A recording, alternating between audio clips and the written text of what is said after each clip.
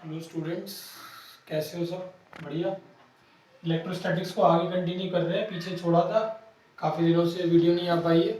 और पीछे छोड़ा था जब हमने क्वेश्चंस कराए थे, काफ़ी सारे क्वेश्चंस कर लिए थे कूलॉम्स लॉ पे बेस्ड और सुपरपोजिशन प्रिंसिपल पे बेस्ड। तो ये दूसरा एक पार्ट कंप्लीट हो गया था आपका चैप्टर का। दूसरा पार्ट मैं स्टार्ट करा रहा हूँ इलेक्ट्रोस्टैटिक्स यूनिट का, जो कि मैं लास्ट वीडियो में बताया भी था कि क्या कहाँ से हम लोग इलेक्ट्रिक फील्ड से शुरू करेंगे। तो एक नया पार्ट है, इंटरेस्टिंग चीज़ें सारी स्टार्ट होने वाली हैं। अब समझते हैं, चलिए एक एक करके। सबसे पहले इलेक्ट्रिक फील्ड समझ लेते हैं क्या है। आप लोगों ने मैग्नेटिक फील्ड पढ़ा था। मैग्नेटिक फील्ड पढ़ा था कौन सी क्लास में? आप 10th क्लास में पढ़ के आए थे मैग्नेटिक फील्ड। मैग्नेटिक फील्ड जैसे होता था वैसे ही सेम इलेक्ट्रिक फील्ड होता है। मैग्नेटिक फील्ड किसके आसपास का रीजन को बोलते थे हम लोग? मैग्नेट के आसपास का रीजन, जिसमें कोई भी दूसरे आप रखोगे, कोई भी मेटल वगैरह ला के रखोगे, उस पर अट्रैक्टिव फोर्स लगेगी, उस फील्ड को मैग्नेटिक फील्ड बोलते थे।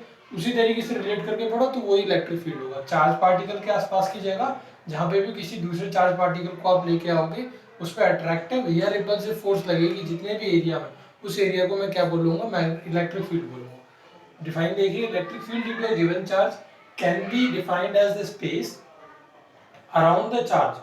कोई भी स्पेस चार्ज के आसपास in which electrostatic force of attraction और रिपल्जन, या तो अट्रैक्शन होगा या रिपल्जन होगा, due to the charge can be experience by any other charge. उस चार्ज की वजह से किसी और चार्ज पे जो एक्सपीरियंस किया जाएगा। सपोज कीजिए ये एक मैंने पॉजिटिव चार्ज यहाँ पे ले लिया।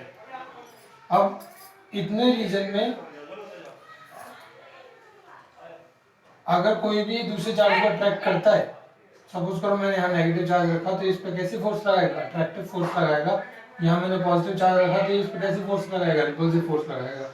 तो इतने एरिया में अगर मैं यहाँ कोई पॉजिटिव चार्ज रखता हूँ तो इस पर किसी भी तरीके की कोई अट्रैक्टिव रिपल्सिव फोर्स कुछ भी नहीं लग रही। तो इस एरिया को, ये जो पूरा एरिया है, इस एरिया को मैं क्या बोल दूंगा? इस वाले चार्ज का इलेक्ट्रिक फील्ड बोल दूंगा। इस तरीके से डिफाइन करते हैं इलेक्ट्रिक फील्ड। चलिए नेक्स्ट हेडिंग आगे चलते हैं। इलेक्ट्रिक फील्ड इंटेंसिटी और फोर्स के बीच में रिलेशन देखते हैं। अब हम आगे जब पढ़ेंगे तो इलेक्ट्रिक फील्ड इंटेंसिटी को डिटेल में पढ़ेंगे, ठीक है? तो इलेक्ट्रिक फील्ड इंटेंसिटी और फोर्स को किस तरीके से रिलेट कर सकते हैं उसे देखिए। Electric field intensity at any point is the strength of the electric field at that point. Electric field intensity इस नाम से ही पता चल रहा है कि क्या है। इस वाले चार्ज का मैंने बोला कि ये पूरा इलेक्ट्रिक फील्ड है, तो ये वाला चार्ज इस इलेक्ट्रिक फील्ड में रखा गया है, तो क्या कर रहा होगा? कुछ ना कुछ एक फोर्स एक्सपीरियंस कर रहा होगा। कितनी स्ट्रेंथ से ये फोर्स एक्सपीरियंस कर रहा है, उसका मेजर जो होता है उसको हम लोग क्या बोलते हैं? इलेक्ट्रिक फील्ड इंटेंसिटी बोलते हैं। इस इलेक्ट्रिक फील्ड में इस वाले चार्ज की इस वाले चार्ज पे कितनी स्ट्रेंथ है फोर्स की, कितनी इंटेंसिटी ये लगा पा रहा है इस चार्ज के ऊपर, उसको हम लोग इलेक्ट्रिक फील्ड इंटेंसिटी बोलेंगे। It is defined as the force experience by unit positive charge placed at that point. Unit positive charge कोई भी उस कहीं भी किसी भी पॉइंट पे रखा है आपने इलेक्ट्रिक फील्ड में, तो उसमें कितनी फोर्स लगा पा रहा है, उसको हम लोग बोलेंगे क्या? Electric field intensity. डिनोट करते हैं ई वेक्टर से। E vector is equals to F vector upon Q naught. ये क्यू नॉट क्या है यहाँ पे? ये इसके बारे में हमने यहाँ पे लिखा है कि कौन सा चार्ज? यूनिट पॉजिटिव चार्ज, ठीक है? तो ये वाला यूनिट पॉजिटिव चार्ज है, इस पे कोई भी फोर्स लगा रहा होगा कोई दूसरा चार्ज, उस फोर्स को मैं क्या बोल सकता हूँ? इलेक्ट्रिक फील्ड इंटेंसिटी बोल सकता हूँ। तो अगर मैं इसे बंद कर दूं तो ई वेक्टर और एफ वेक्टर बराबर हो जाएंगे ना। तो यूनिट पॉजिटिव चार्ज पे जितनी भी फोर्स लगती है उस फोर्स को क्या बोल सकते हैं हम लोग? इलेक्ट्रिक फील्ड इंटेंसिटी बोल सकते हैं। समझ गए होगे शायद। ऐसा यूनिट दिख रहा है यहाँ से, न्यूटन पर कूलम, ठीक है? ये एक वेक्टर क्वांटिटी है, मैंने वेक्टर इस पे लगाया भी है, एक वेक्टर क्वांटिटी है क्योंकि इसकी डायरेक्शन पता है। और डायरेक्शन क्या होती है? डायरेक्शन जो फोर्स की डायरेक्शन होगी, फोर्स की डायरेक्शन सब निकाल सकते हैं। पॉजिटिव पॉजिटिव अट्रैक्ट करेंगे, रिपेल करेंगे, पॉजिटिव नेगेटिव अट्रैक्ट करेंगे एक दूसरे को, तो वो जो फोर्स की डायरेक्शन होगी वही इलेक्ट्रिक फील्ड इंटेंसिटी की डायरेक्शन होगी। तो एक vector quantity and direction is same as that of force. Direction दिखाने के लिए मैंने एक डायग्राम भी बनाया यहाँ पे, आप इन्हें नोट कर दीजिएगा। ये पॉजिटिव चार्ज है, इसके पास में कोई टेस्ट पॉजिटिव चार्ज है, unit positive charge Q not लेके आया। ये पॉजिटिव चार्ज इस पॉजिटिव चार्ज को क्या करेगा? रिपेल करेगा, इस तरफ फोर्स लगाएगा, इस तरफ धकेलेगा इसे, तो फोर्स की डायरेक्शन इलेक्ट्रिक फील्ड इंटेंसिटी दोनों की डायरेक्शन क्या हो जाएगी? टुवर्ड्स दिस से, ठीक है? इसी तरीके से नेगेटिव चार्ज के पास में अगर आप इस टेस्ट पॉजिटिव चार्ज को लेके जाओगे तो ये नेगेटिव चार्ज क्या करेगा? इस test positive charge unit positive charge को अट्रैक्ट करेगा अपनी तरफ, तो फोर्स की डायरेक्शन इलेक्ट्रिक फील्ड इंटेंसिटी की डायरेक्शन क्या हो जाएगी? ये डायरेक्शन हो जाएगी, ठीक है? इतना क्लियर? चलिए नोट कर लीजिए।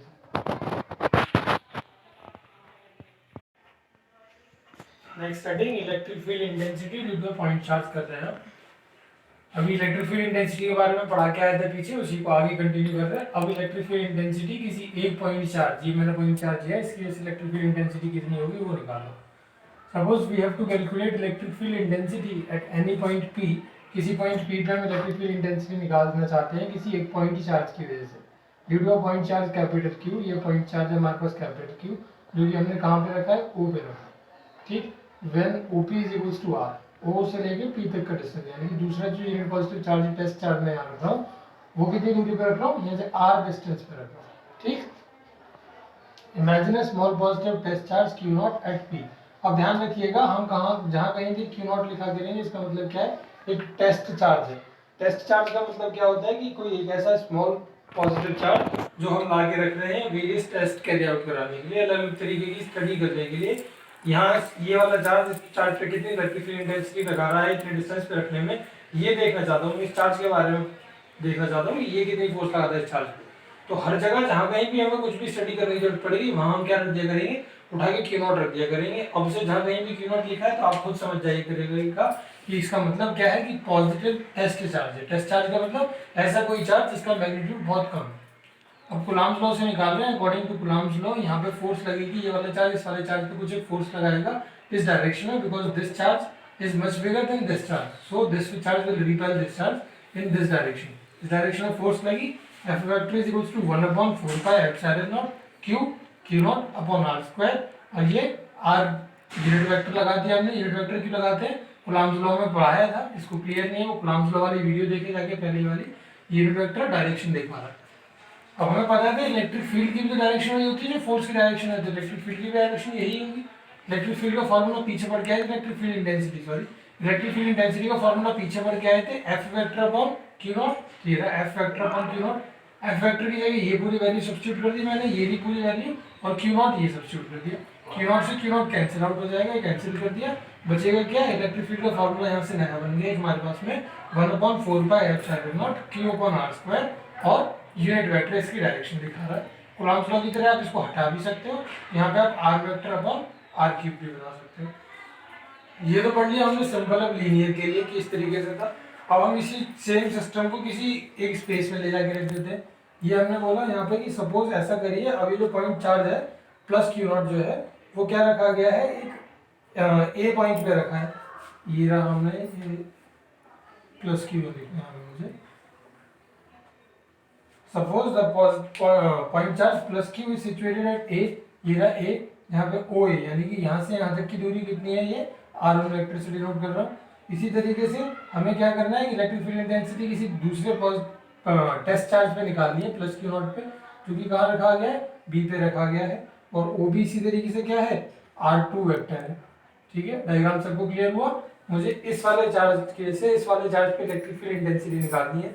ये भी चार्ज पॉजिटिव है, ये यूनिट पॉजिटिव चार्ज है, और ये टेस्ट चार्ज, ये इसे रिपेल करेगा इस डायरेक्शन में। ये फोर्स की डायरेक्शन मैंने दिखाई है आपको डायग्राम के अंदर। यहाँ से यहाँ तक का डिस्टेंस R1 वेक्टर है, यहाँ से यहाँ तक का डिस्टेंस R2 वेक्टर है। ठीक है, इस डायग्राम को मैं बना रहने दूंगा, बाकी मिटा के आगे डेरिवेशन को कंटिन्यू करेंगे, आप इससे कॉपी करेंगे।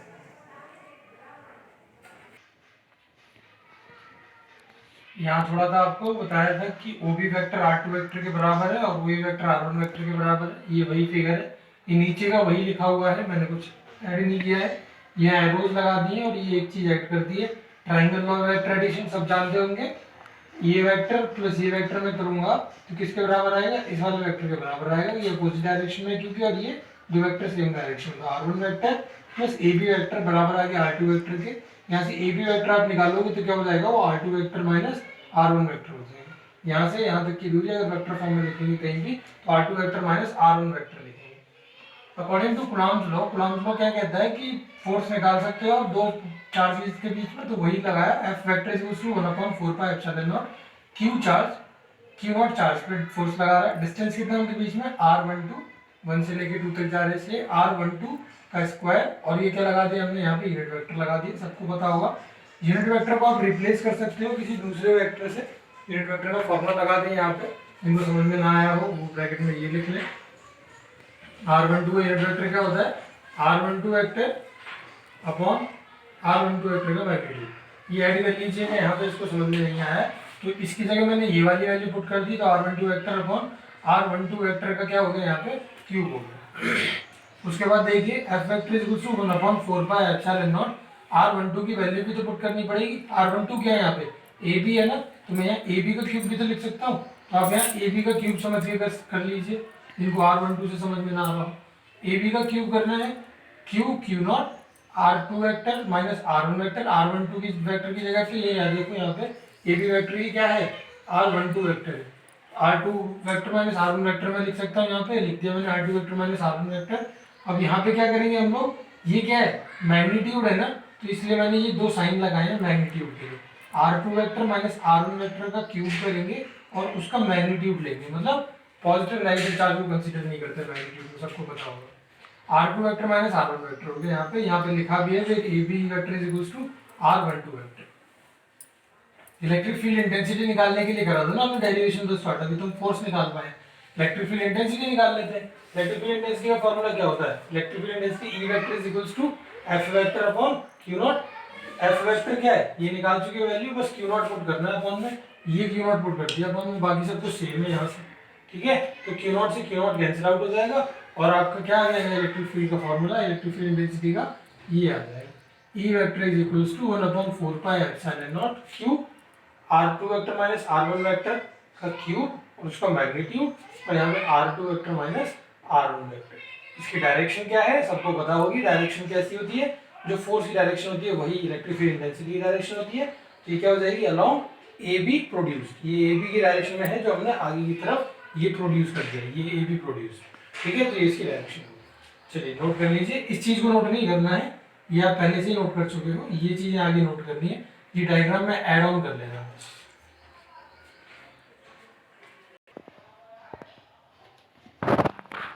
अभी आपको इलेक्ट्रिक फील्ड इंटेंसिटी पढ़ाई थी इससे पहले दो चार्जेस की वजह से, जिसमें एक पॉइंट चार्ज लिया था, एक पॉजिटिव टेस्ट चार्ज दिया था। अब हम लोग पढ़ेंगे electric field intensity due to group of charges. जरूरी थोड़े ना भाई कि एक क्यू चार्ज और एक क्यू नॉट चार्ज ही होगा, प्लस क्यू चार्ज के आसपास बहुत सारे चार्जेस भी हो सकते हैं, ठीक है। तो बहुत सारे चार्जेस जब प्रेजेंट होंगे ग्रुप ऑफ चार्जेस, तो कौन से फॉर्मूले से हम लोग इलेक्ट्रिक फील्ड इंटेंसिटी निकालेंगे, कैसे वो फॉर्मूला हम लोग डिराइव करेंगे, वो पढ़ रहे हैं यहाँ पे। The electric field intensity at any point due to a group of point charges is equal to the vector sum of electric field intensities due to the individual charges at the same point. इसी तरीके का कुछ आपने पहले पढ़ा था, superposition principle पीछे पढ़ा के आया था। F क्या होता था, F1 vector plus F2 vector plus F3 vector so on to Fn vector होता था। जो पूरी टोटल फोर्स निकालनी होती थी तो हम लोग क्या करते थे, इंडिविजुअल फोर्सेस का नेट सम निकाल लेते, तो नेट फोर्स आ जाती थी। वो यहाँ पे करना है, जो भी इंडिविजुअल इलेक्ट्रिक फील्ड इंटेंसिटी है E1 E2 E3 so on, जितनी भी होंगे आपके पास चार्जेस, उतनी इलेक्ट्रिक फील्ड इंटेंसिटी होंगी, सबको आप क्या कर दोगे ऐड कर दोगे, तो आपके पास में क्या आ जाती है net electric field intensity E vector आ जाएगा। इतना सिंपल है। अब E वेक्टर का फॉर्मूला कैसे लिख रहे हैं, तो हम लोग 1/4 pi epsilon naught summation I is equals to 1 से लेके कहाँ तक जाएगी value, I is equals to n तक जाएगी, और यहाँ पे हम लोग क्या लिख रहे हैं Ri का क्यूब। भाई R1 एक होगा तो R1 का क्यूब लेंगे, दो होगा तो R2 का क्यूब, इस तरीके से लिखना है। डॉट Ri वेक्टर ये क्या है, where Ri is the distance of point P from charge Qi। जो Qi चार्ज है हमारे पास में, उससे जो भी आप टेस्ट चार्ज ले रहे हो Q1 Q2 Q3 इस तरीके से जो भी हम लोग लेंगे, ये उनका डिस्टेंस है। सपोज करो मैंने पहले क्या लिया, मैंने सबसे पहले लिया 1 वेक्टर, मैंने ये है मान लो कहीं Qi, और ये इससे ये मान लेते हैं यहाँ पे कहीं ये हो गया क्या हमारे पास में Q1, तो यहाँ से यहाँ तक की दूरी, ठीक है, वो है क्या Ri वेक्टर से डिनोट कर रहे हैं। मान लो R1 वेक्टर R2 वेक्टर जो भी होंगी यहाँ से यहाँ तक की दूरी। इसी तरीके से ये होगा कुछ, यहाँ पे मान लो Q2 है, तो ये बोल दिया मैंने क्या हो जाएगा, ये R2 वेक्टर हो जाएगा, ये R1 वेक्टर हो जाएगा। ऐसे यहाँ पे मान लो Q3 कर दिया, तो ये क्या हो जाएगा R3 वेक्टर हो जाएगा। तो वही हम लोग यहाँ पे कर रहे हैं कि Qi upon Ri dot Ri vector, जो भी चार्ज आप ले रहे हो। उसके बाद में देखिए where Ri is the distance of point P, point P का डिस्टेंस होगा किसी चार्ज Qi से लेंगे, ठीक है, ये चार्जेस Qi हो गए। उसके बाद में now suppose the point charges Q1 Q2 Q3 so on to Qn are located in vacuum at position R1 R2 R3 so on to Rn respectively। अब ये मान लीजिए कि Q1 Q2 Q3 बहुत सारे चार्जेस इस तरीके से R1 R2 R3 so on respectively distances पे प्रेजेंट है, और ये सब कहाँ काम कर रहे हैं हम लोग, ये वैक्यूम में काम कर रहे हैं। We have to calculate electric field intensity at any point P whose position is RI vector. हमें क्या करना है, किसी एक पर्टिकुलर पॉइंट P पे निकालनी है जिसकी पोजीशन क्या है, RI वेक्टर है। जैसे आप पीछे कंसीडर कर रहे थे हम लोग, पॉइंट P था, ये रहा पॉइंट P मान लो कहीं, तो इसकी डिस्टेंस जो है वो RI वेक्टर है इस तरीके से, ना कहीं भी चार्ज रखा है। डायग्राम की जरूरत नहीं है, बहुत ज़्यादा इंपॉर्टेंट डेरिवेशन नहीं है, इसलिए मैंने डायग्राम बनाया नहीं है यहाँ पे। इस द ये आगे देखिए, we have to calculate electric field intensity at any point P whose position is RI vector as the net force at P is the vector sum of the forces due to the individual charges. Therefore we can write, भाई forces भी तो net होंगी ना, F1 F2 F3 so on add करते चले जाएंगे, तो force को भी इसी तरीके से लिख सकते हैं। कैसे लिखेंगे फोर्स को, 1/4 पाई एप्सिलॉन नॉट होता था, तो मैंने Q नॉट यहाँ से बाहर निकाल दिया, ठीक है। 4 pi epsilon naught summation I is equals to 1 से लेके कहाँ तक है, I is equals to n तक है, ये क्यू आई है। एक सेकंड यहाँ पे एक चीज कर लीजिएगा, ये जो चार्ज, ये यहाँ जो चार्ज था ये था क्यू नॉट,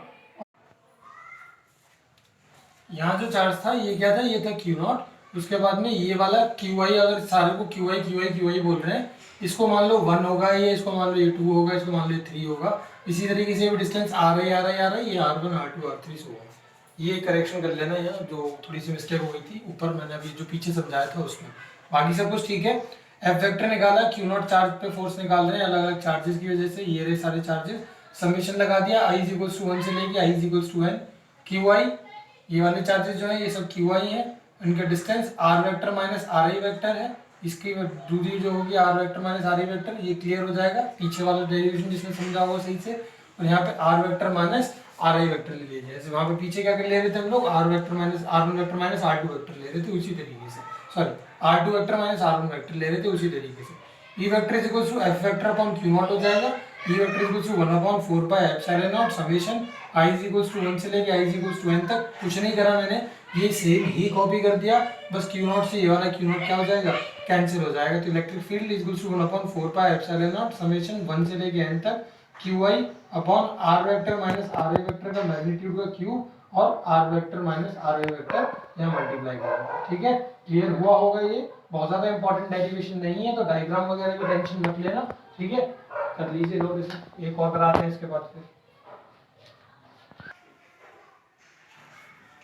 लास्ट सेटिंग कर रहे हैं आज के लिए, rectangular components of electric field intensity due to a point charge. अब हम पॉइंट चार्ज निकाल के आए थे स्पेस में, अभी इलेक्ट्रिक फील्ड इंटेंसिटी निकाल के आए थे। उसके लिए अगर किसी को वहां डायग्राम की जरूरत पड़ रही हो तो आप ये वाला डायग्राम भी कंसीडर कर सकते हो। ये पॉइंट पी मान लो, इस तरीके से कर लेना अगर चाहो तो, वैसे उतना जरूरत नहीं है। Rectangular components of electric field intensity due to a point charge मैं निकाल रहा हूँ, इसके अलग अलग कंपोनेंट्स निकालूंगा electric field intensity. Suppose a point charge plus q is held at O, origin पे मैंने प्लस क्यू चार्ज रख दिया है। Origin of coordinate as shown in the figure. We have to calculate rectangular components of the electric field intensity at any point P. किसी point P पे मैं rectangular components निकालना चाहता हूँ, और पॉइंट P कहाँ पे, पॉइंट P यहाँ पे, ठीक है। इसके कोऑर्डिनेट्स यहाँ पे क्या होंगे, x y z, तीनों एक्सिस में है, ये स्पेस में प्रेजेंट है, तो x y z कुछ इसके तीन कोऑर्डिनेट्स हैं। ये OP वेक्टर जो है वो किसके बराबर है, r वेक्टर के बराबर है। और r वेक्टर के अगर आप पोजीशन कोऑर्डिनेट्स लिखना चाहते हो, पोलर कोऑर्डिनेट्स लिखना चाहते हो, तो कैसे लिख सकते हो, i cap x plus j cap y plus k cap z. K cap z axis के लिए हो गया, जे कैप वाई एक्सिस के लिए हो गया, और x i cap x axis के लिए हो गया। इसका स्क्वायर कर देंगे तो x square plus y square plus z square आ जाएगा। तो स्क्वायर करो, इसका मैग्नीट्यूड अगर आपको निकालना है तो मैग्नीट्यूड कैसे निकालेंगे, x square plus y square plus z square. ये आपको सब चीजें पढ़ाई गई थी 11th क्लास में। जो बच्चे 11th क्लास में सोते थे, मजे करते थे, उन्हें कुछ भी समझ में नहीं आने वाला है, क्यों, क्योंकि भूल गए होंगे वो। तो ये पोलर कोऑर्डिनेट्स हैं, पोलर कोऑर्डिनेट्स पढ़ाए थे 11th क्लास में कि किस तरीके से इसमें से आपको रिजॉल्व करके निकालते थे, मैग्नीट्यूड निकालते थे। जिनको याद नहीं है वो यहाँ पे रट्टा मान लो। आर वेक्टर का मैग्नीट्यूड क्या हो जाएगा, under root x square plus y square plus z square. अब intensity on unit positive charge at P, unit positive charge कोई पी पे है, उस पर इंटेंसिटी निकालना चाहते हैं, तो कैसे निकालेंगे, formula 1/4 pi epsilon naught q upon r square, r vector का यूनिट वेक्टर, ये तो सबको समझ में आ रखा होगा आर कैप, ये तो कितनी बार यूज कर चुके हैं अब तक, आज की वीडियो में 4-5 बार यूज कर चुके हैं फॉर्मूला। तो e vector is equals to q upon 4 pi epsilon naught, ये आ गया। और यहाँ पे आप 1 समझ लीजिए, या r vector upon r cube समझ लीजिए, कैसे भी समझ लीजिए। करा क्या यहाँ पे, वही यूनिट वेक्टर की जगह r vector upon r vector का मैग्नीट्यूड लिख दिया, तो यहाँ पे क्यूब हो जाएगा और यहाँ पे आर वेक्टर आ जाएगा। E vector is equals to q upon 4 pi epsilon naught. R vector क्या है? आर वेक्टर तो ये है ना, i cap x, j cap y, k cap z. Put कर दिया यहाँ पे। नीचे क्या है? आर क्यूब, और आर की वैल्यू क्या है? ये वाली। इसका मतलब क्या है? मैं इसे ऐसे भी तो लिख सकता हूँ ना, x square plus y square plus z square की पावर 1/2। अंडर रूट का मतलब यही तो होता है। तो वही लिख दिया यहाँ पे 1/2 और यहाँ पे 3, यहाँ पे 3 है पावर, तो ये क्या हो जाएगी पावर कंबाइन करके 3/2 हो जाएगी। X square plus y square plus z square की पावर 3/2 हो गया। अब मैंने बोला कि भाई ई एक्स वेक्टर जो है और ई वाई वेक्टर और ई जेड वेक्टर, ये क्या है? ये कंपोनेंट्स हैं इसके electric field intensity e vector के। तो यहाँ पे एक इक्वेशन है जो मिस हो गई है, यहाँ पे आप इसे ऐड कर लीजिएगा इससे पहले बीच में। वो क्या है? E vector is equals to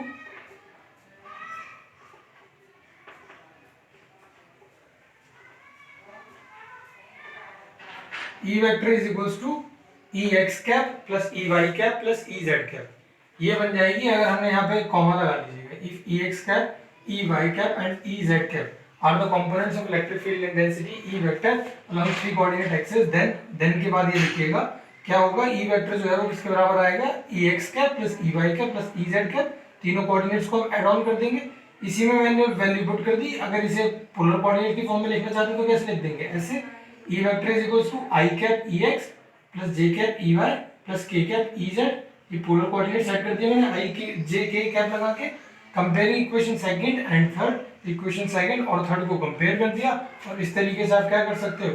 यहाँ से देखिए ये क्या है? आई कैप ई एक्स, यहाँ पे देखिए आई कैप भी है और Q upon 4 pi epsilon not है। एक एक करके ये वैल्यू उठाते जाएंगे। पहले ये वाली वैल्यू ले लेंगे। जब आई के लिए कर रहे होंगे, एक्स के लिए कर रहे होंगे, तो देखिए ई एक्स क्या आ जाएगा? Q x upon 4 pi epsilon naught, ये रहा क्यू एक्स, ये रहा 4 पाई एप्सिलॉन नॉट। उसके बाद में x square plus y square plus z square की पावर 3/2। ये तो सब में ही आएगा, ठीक है। ये नीचे वाला आपको सब में ही लेना पड़ेगा पूरा। ऊपर से मैग्नीट्यूड उठाए करेंगे। x के लिए x वाले का कोऑर्डिनेट ले लेंगे, y के लिए y वाले का ले लेंगे और z के लिए z वाले का ले लेंगे। तो अगर आपको यहाँ पे e आगे भी लिखना है आपको, ई वाई कैसे लिखोगे आप लोग? ई वाई के लिए क्या करेंगे? यहाँ पे y कर देंगे और यहाँ पे y कर, ठीक है। y के लिए आगे इसी तरीके से कंपेयर करके आप z के लिए निकाल सकते हो। तो ई जेड क्या आ जाएगा? E z is equals to q z. Charge की पोजीशन चेंज होती जा रही है। नीचे 4 pi epsilon naught x square plus y square plus z square की पावर 3/2, ये ऐसे ही रहेगा। दूसरी बात, एक और चीज जो नोट्स में आपको दिया गया था, उसमें यहाँ पे आई कैप ही लिखा है हर जगह, उसे करेक्शन कर लीजिएगा। आई कैप, जे कैप, के कैप है वो तीनों जगह आई कैप नहीं है, इसका करेक्शन कर लीजिएगा। चलिए इसे कॉपी कर लीजिए। आज के लिए इतना ही है वीडियो में। अगर वीडियो पसंद आई हो आपको तो लाइक करना, अपने फ्रेंड्स के साथ में शेयर करना और चैनल को सब्सक्राइब करना, ताकि आपको जैसे भी वीडियो आए तो आपके पास में नोटिफिकेशन आ जाए नई से नई वीडियो का, जल्दी से जल्दी आप देख सकें। अगर पसंद आई हो तो शेयर और लाइक जरूर करना। मिलेंगे नेक्स्ट वीडियो में कल।